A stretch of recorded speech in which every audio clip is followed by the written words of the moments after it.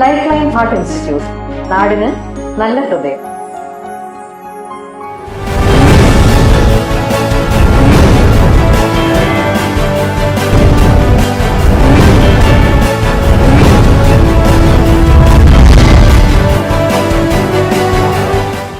Mattappally 6475 number ശാഖായോഗത്തിൽ ശിലാവിഗ്രഹ പ്രതിഷ്ഠയും താഴികക്കുട സമർപ്പണവും കുരുക്ഷേത്ര സമർപ്പണ സമ്മേളനവും നടന്നു.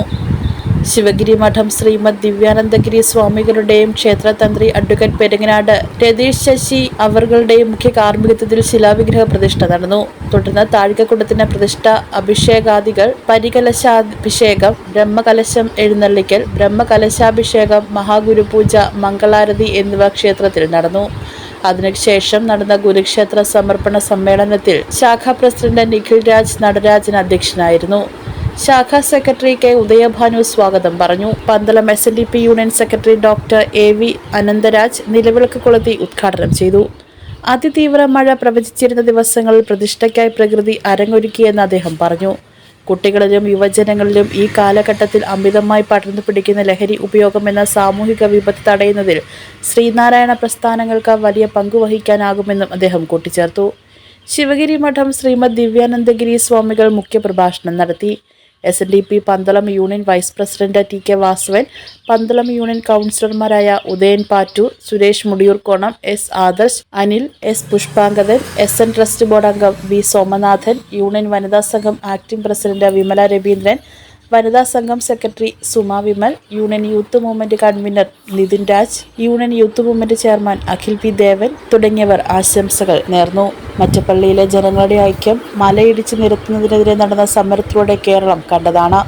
ശ്രീനാരായണീയർ തിങ്ങി വസിക്കുന്ന മറ്റപ്പള്ളിയിൽ ഈ ഐക്യം കൊണ്ട് തന്നെ സമൂഹത്തിൽ വലിയ മുന്നേറ്റമുണ്ടാക്കാൻ സാധിക്കുമെന്ന് പന്തളം യൂണിയൻ കൗൺസിലർ ഉദയൻ പാറ്റൂർ പറഞ്ഞു. മേഖലയിലെ ഏറ്റവും പഴക്കം ചെന്ന ശാഖയായ കുളവക്കാട് ശാഖ വിഭജിച്ചുണ്ടായ ശാഖകളാണ് കുടശനാട്, എരുമക്കുഴി, ശ്രീനാരായണപുരം, ഇപ്പോൾ മറ്റപ്പള്ളിയും. അങ്ങനെ ഉളവക്കാട് ശാഖ ഒരു മുത്തശ്ശിയുടെ നിലയിലേക്ക് ഉയർന്നിരിക്കുന്നു. ഈ മുത്തശ്ശി ശാഖ ഒരു ആൽമരം പോലെ എല്ലാ ശാഖകളെയും സംരക്ഷിക്കുകയും സഹായിക്കുകയും ചെയ്യുമെന്ന് ഉറപ്പു നൽകുന്നു.